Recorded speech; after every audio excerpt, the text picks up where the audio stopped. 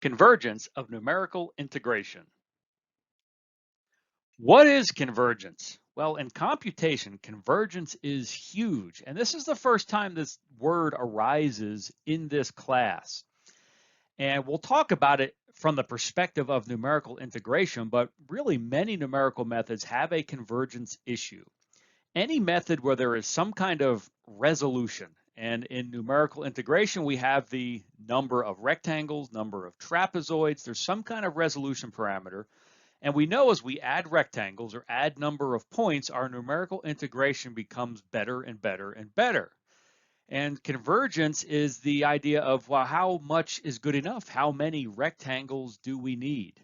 And in other numerical methods, when we start getting to finite difference method and solving differential equations, we'll have arrays with discrete points and how many points do we need? And convergence issues arise there as well.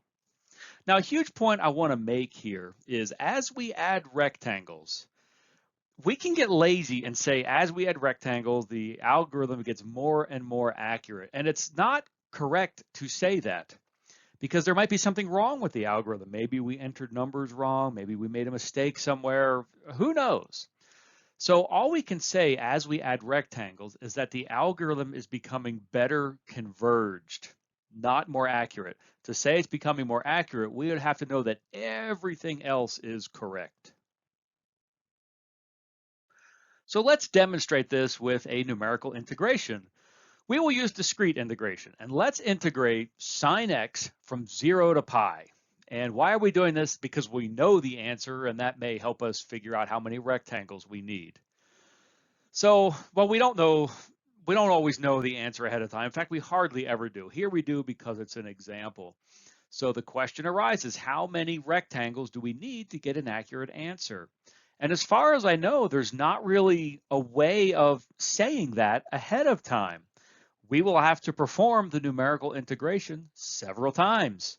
We'll perform it with a certain number of rectangles. We can make a good guess. Then we'll add rectangles, look at the answer, add rectangles, look at the answer.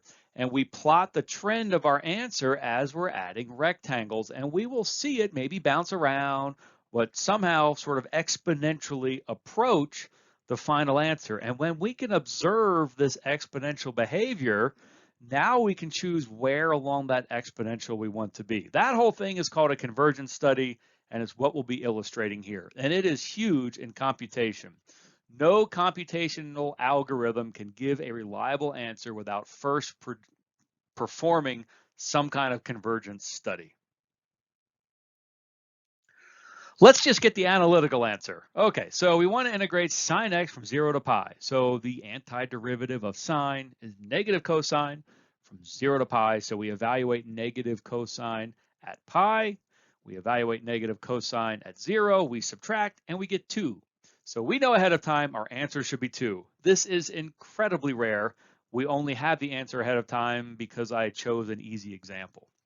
In practice, we don't know the answer ahead of time. So here is our convergence study.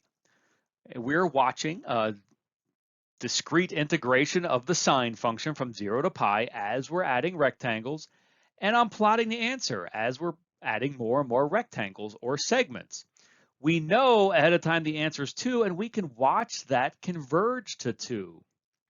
This is our convergence study. Okay, well, that doesn't answer the question, where along this curve do we need to be?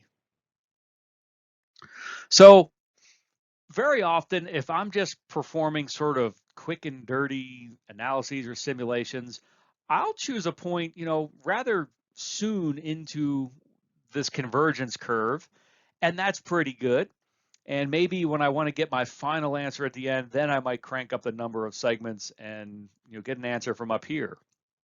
Maybe I am designing somebody's pacemaker, right? Their life depends on this. Well, then I also want to operate way up here, maybe on this convergence curve. So as your instructor, I can't tell you where you need to be along this curve. That's really up to you as the engineer to understand how much accuracy, how much precision, how well converged your algorithm needs to be. The important thing for me as the instructor is that you understand that there is some sort of convergence happening, and you're taking control of this, and you understand where you're operating on this curve. And I'll say again, convergence does not imply correctness. Are we more correct as we get much, much better converged? Are we less correct over here? And not necessarily. We don't even want to say that. We would have to somehow know that absolutely everything is 100% correct and rigorous with our computational algorithm to say that we're getting more accurate as we become more converged. So you'll hear me say that loosely, and I'm being lazy, and I shouldn't say that. All we can say as we crank up number of segments is that our algorithm is becoming better converged. There still could be a lot wrong. In fact, I'll add this tip of wisdom here. Those that simulate the most trust those simulations the least. Now, very often there's rules of thumb to give us a good guess as to how many segments we need. I personally do a lot of electromagnetic simulations, and in electromagnetic simulations, we have a wave that we need to resolve. And so here's a trend. If we're resolving a wave with only 2 points, it looks rather blocky. We're not really resolving that too well. If I resolve it with 6 points, starting to look like a wave, maybe. If I use 10 points, you know what? This is, in my opinion, about where waves start to look like waves. And we can get, as we go up more and more segments, more and more points, it becomes much more wave-like. But in my experience, this 1/10 of a wavelength seems to be where electromagnetic simulations start giving answers that resemble reality. Very hard to push lower than that.